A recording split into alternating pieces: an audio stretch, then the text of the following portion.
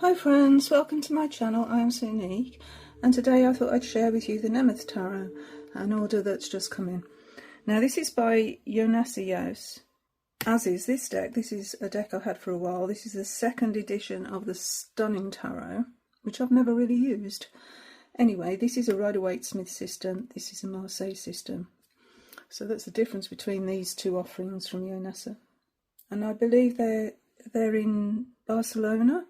I think that's where I got that one from. Although this is more about a different region of Spain. It's called Galicia. I'm just looking at the website here and it says, Nemeth Tarot is my last work developed over 3 years, researching and compiling information about the legends, mythology and history of Galicia. Each card corresponds to a meaning of the Marseille system along with a legend, and each card is a unique illustration. The colour palette, blue and green tones, is specially selected to be reminiscent of the landscapes of Galicia. Now there's no guidebook, actually there's no guidebook with either of these, although apparently a PDF one will be coming out for the Nemeth Tarot, so that'd be great. So along with the deck, the box that it came in also contained this card, which is the same image that's actually on the box here of this person washing clothes in a river. On the back it's got a legend and it tells us the suits and their names, the way they've been named. And so the pentacles or the coins have been named a scallop because it's the official symbol of the Camino de Santiago, used to guide pilgrims to follow the correct route. The swords are a Celtic sword developed in the Bronze Age. It's a very precious asset for the Celtic warrior. They were made only for each warrior and were not transferable. The wands are fig tree branches and they're smooth, long and strong, used in the legend of 100 maidens. And the grail, or the cups, its first representation of heraldry, appears in the Middle Ages as a chalice in the English Seaguar's role. So yeah, we're going with legends and history and mythology in this deck, and this is the way it's being translated. Nice card. It's a completely different art style to the Stunning Tarot, so I'll show you what I mean. Take the Stunning Tarot out. And this deck really reminds me of Tarot of the Holy Spectrum. Don't know why, but it does. It's different backs though, those are the backs. But the reason I've got this out is because when I went through this deck, it was in a strange order, and I realised it had come in the same order that the Stunning Tarot came in. So we'd start with the 8 and then go to 10 and then 2 to 9. And even the major arcana came in a strange order. So I was a bit puzzled as to why that is. Anyway, that being said, let's have a look at the deck. So this was a limited print run of 300 decks. That's all there were. I'm not sure what number this one is, but the box is actually signed, so that's nice. If you can actually catch that signature there. But yeah, there we go. So the deck box is signed there. So I've reordered them into a Rider-Waite-Smith order and thought we'd go through them that way. If you don't know the Stunning Tarot, it comes colour-coded. So the wands are all this purple colour. The cups are this, I don't know what to describe this colour as, it's a very strange colour. Yeah, I suppose pink, but it's not. It's more salmon, I suppose. I don't know. Then the swords are red. And then this is the order both decks came in, which is really strange. So I don't know why. I don't know if that's due to the printer or if there's some reason that I'm not aware of. But that's the way it came. So I left it in that order for see if I could figure out. See, and then we get onto the coins last after the majors. I don't know. But it's like this yellow and black palette, and it's a lovely deck. But one I've not actually really worked with, to to be honest and upfront. It's quite a simplified version of the Rider-Waite-Smith, but it's lovely. It's really nice, and I know it's well thought of, and yeah, people really want to get their hands on this deck, and unfortunately it's not that easy to get hold of. And there's been various versions of it. So that's version 2. I think we're on version 5 now. I'm not sure. I'd have to look it up. Anyway, that's not what I'm here to talk about. I'm here to talk about my newest deck, which is the Nemeth Tarot. Okay, so they are long cards, and I believe they're sort of the same size that some of the Stunning Tarot versions come in. That's the longer size. I did plan for the smaller one when I got it. These are the backs. Very nice they are too. So we'll just go through the cards a little bit. And of course they're in Spanish, and so I'm at a loss already because I don't speak Spanish. But I think we can get the gist. But I will be grateful when the guidebook is published. Well, it's a PDF, but when the guidebook is available, so that I can actually give this deck its due. So here we are with the Fool, playing bagpipes, and it's got a little pouch on the back as well. Our Fool has the pouch on the wand, don't they? Here it seems to be there. Walking along through the forest, and the forest seems to be a theme in some of the cards as well. Our Magician, this crow, these clouds. So as you can see, it's completely different art style to the Stunning Tarot, completely different. High Priestess, writing in the scroll, again a forest scene, lots of forest scenes actually. Here we've got our Empress by the stream, surrounded by vegetation, and a wise woman. The Emperor, this is where I'm wondering about the story, because I'm wondering if it's this card here is to do with the occupation by the Romans. He looks quite fierce, doesn't he? But yeah, I'm wondering if that's what that is, because it's a history I know nothing about actually. And here we've got the Pope. Again, we've sort of got this Roman feel to it here as well, because I presume that the Romans brought Catholic religion to Spain, I would imagine. I'm not really up on history, and I'll be perfectly honest about that. We also got a lot of standing stones or fallen stones that were once standing in quite a few of the cards. So that's a theme as well. Here we've got the Chariot. But we've got the sun and the moon, so we're riding really fast. We're going between, so fast it looks like we're passing through a liminal space between night and day, day and night. So some of the cards have got names of people on there, so presumably these are from the history of the region of Galicia.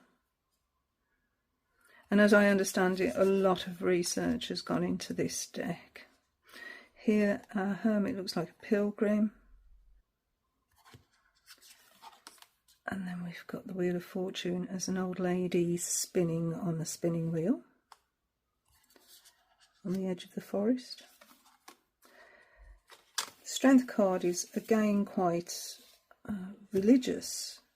We have here a religious figure facing off a massive whale in the sea, and so the might of the Holy Roman Catholic Church against nature is what I'm seeing. But again, we've got I don't know if that's a name, San Brandan, possibly. So this is an actual person from history.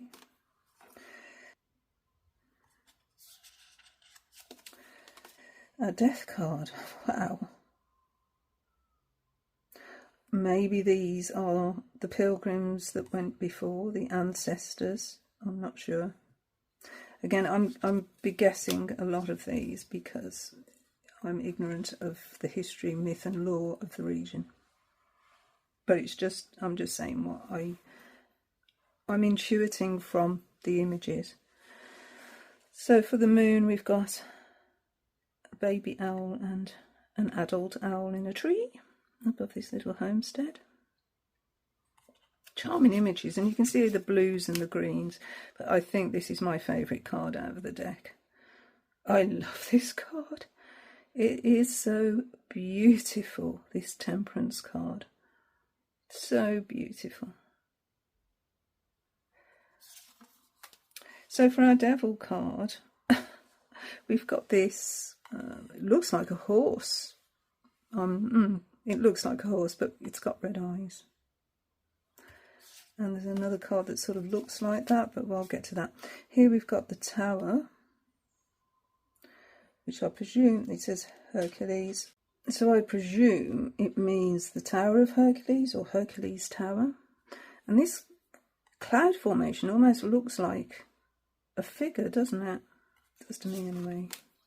Okay, our star, and we've got a little baby on a rock, all curled up. So hope is in those that come after us, maybe. And the Sun card, with a stone structure on the top of a mound, and the sun setting behind it, or rising.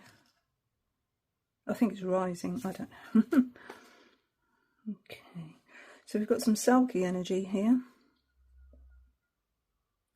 for our Judgment card, and a fishing net. There's a fishing net here.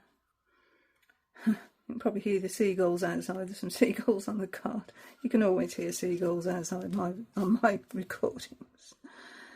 And this is a lovely world card because we've got the tree, the world tree. It's lovely. Above and below. Such a nice card. Okay, so here we have home as the Ace of Wands. So if I just for funsies, I'll just put some of the cards from the Stunning Tarot by the side, just for a little bit of a comparison. So here we've got the Ace of Wands. So this is fig tree branches and the legend of 100 maidens.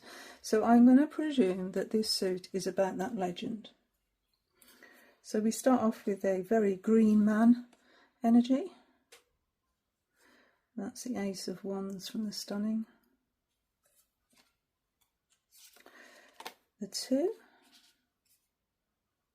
And there's that little deer, which is a bit of a different energy to the Devil card, but quite similar format.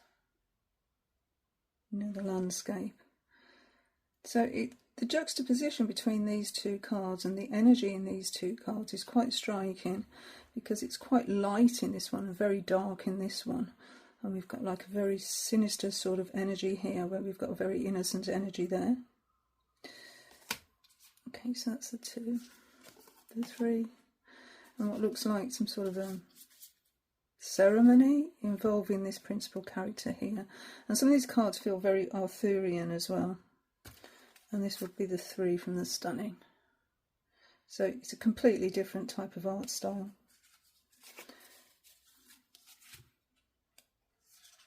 So maybe these are the maidens that this legend is about in the Wands, maybe. So the 4, and we've got this Selkie energy again that we saw earlier on in the Judgment card. So yeah, another Selkie type energy. So there's some recurring images, or themes should I say, in the deck. We've got the 5. Quite a familiar type of energy in the 5. But actually, I'm just looking, I've just noticed, these are attacking forces, aren't they? So these are a different race. Is this the Christians against the pre-Christian era? Could be, couldn't it? Okay. So here we have the 6. Interesting, we've got this snake energy protecting this gold here. 7. And we're raising some energy here with the fires.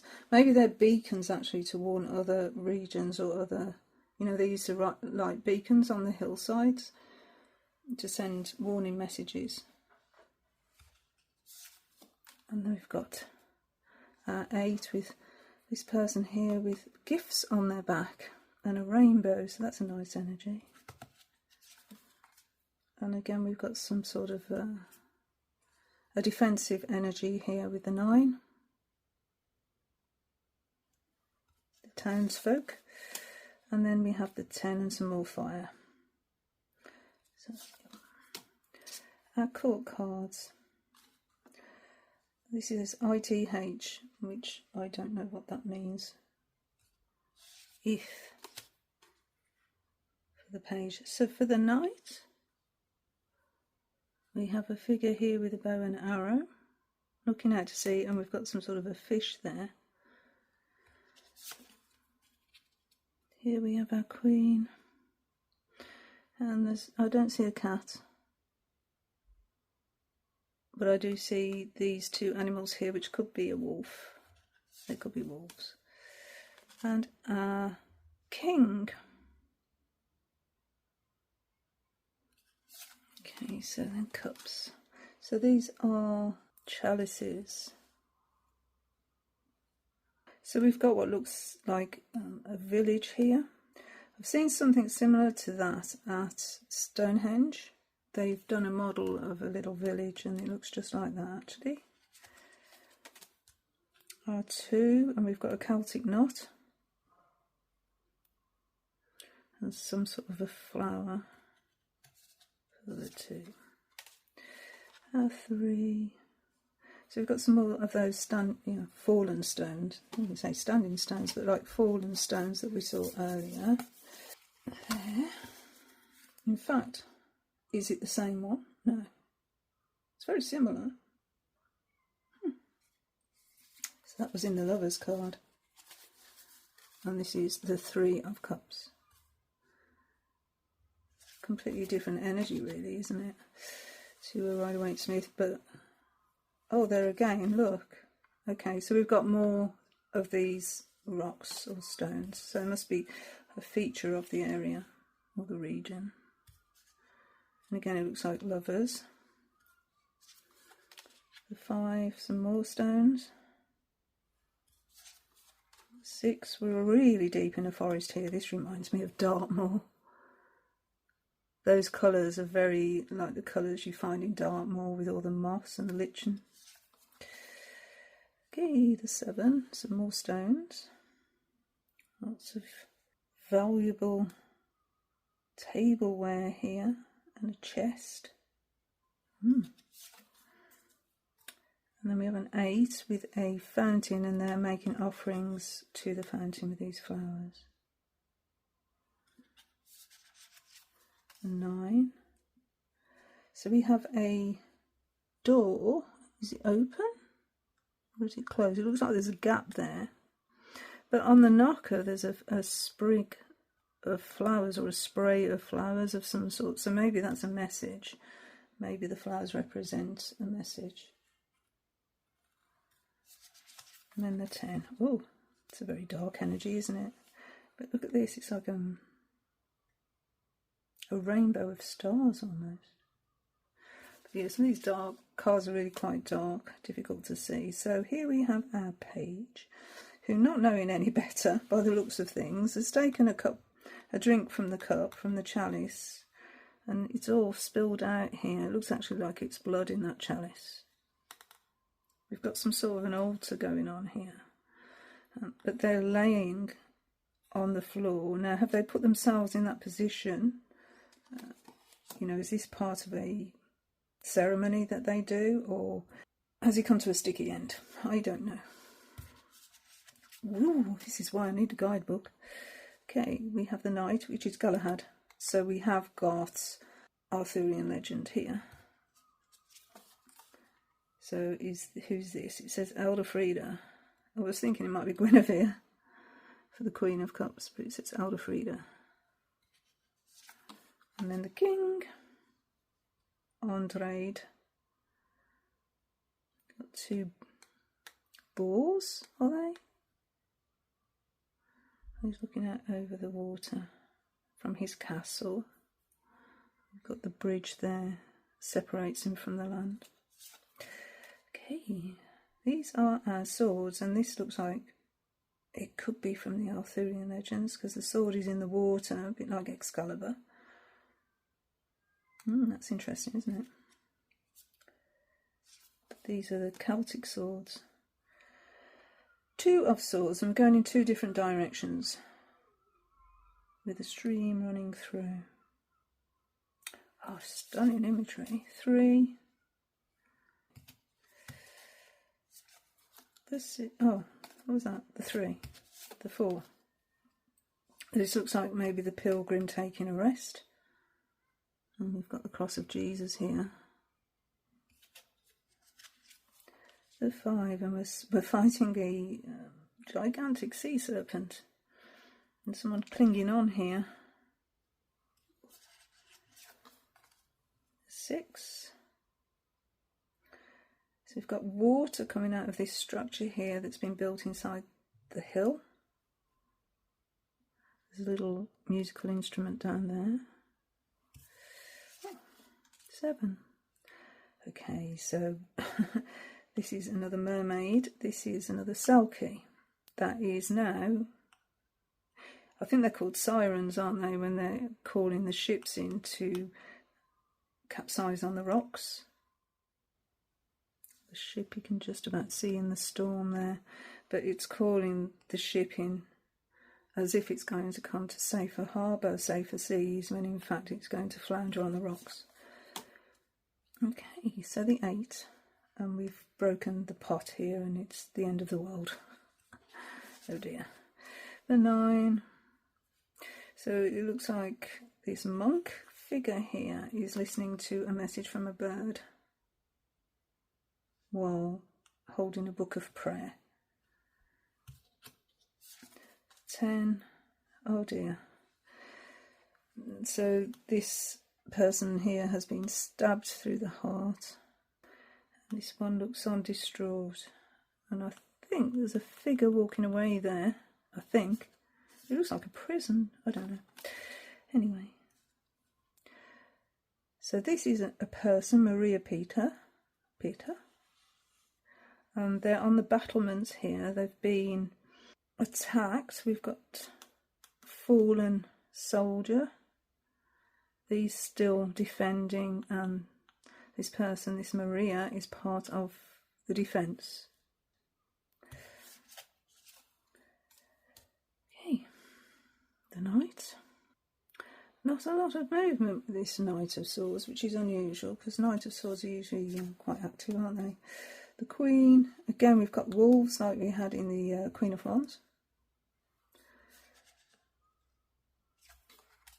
And then the King, and this King has got another person with them, and a crab. A massive, gigantic crustacean for a sword. I would have expected to see that in a cup, but it's in a sword. Okay, so now we have our pentacles, and these are the scallop, the official symbol for the Camino de Santiago. And we're in the woods. Oh dear. Mother hen protecting her chicks from this snake. So we've got another energy with snakes coming around like we had in the, I think was it the 6 of Cups? With the snake energy.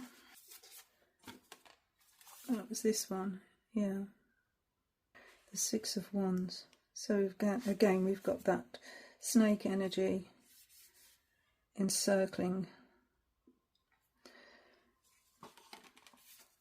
This time, this really isn't in a good way, is it? Oh dear, little babies. We've got another fountain here. In the 3. In the 4, we've got a pouch with 4 rings falling out. So in the 5, we've got this quite religious thing going on here. It looks like some sort of a ceremony or something. We've got a religious book that's being read, and then these 2 figures are behind waiting for this figure to give them instruction.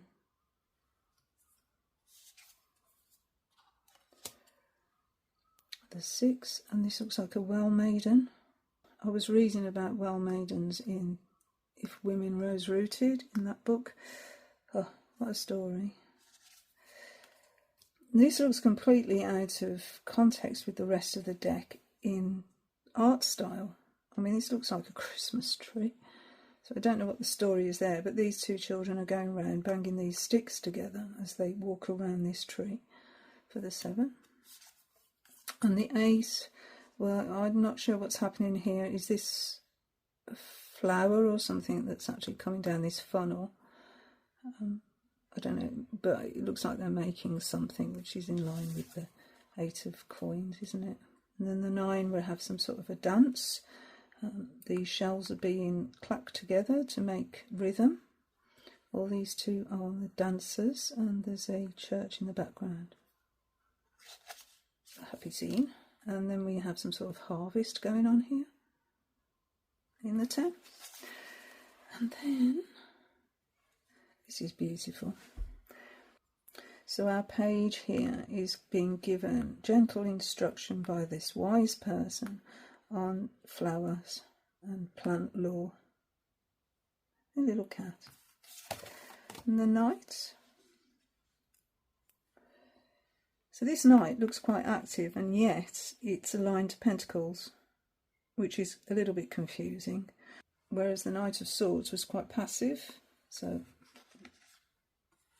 yeah, that was a bit strange for me. And then we've got this queen here with this long red hair, which we saw again in the 6 of Wands. So I wonder if there's a story here. And we've also got this snake. So we've got the green snake here, but this one is, oh, here it is, red. And we only see the tail of the snake. Isn't that interesting? And then we have the king, surrounded by all their wealth. Okay, so that's the Nemeth Tarot, and a little peek at the stunning. So I hope you enjoyed that, and until my next video, thank you so much for being here. Bye friends, bye.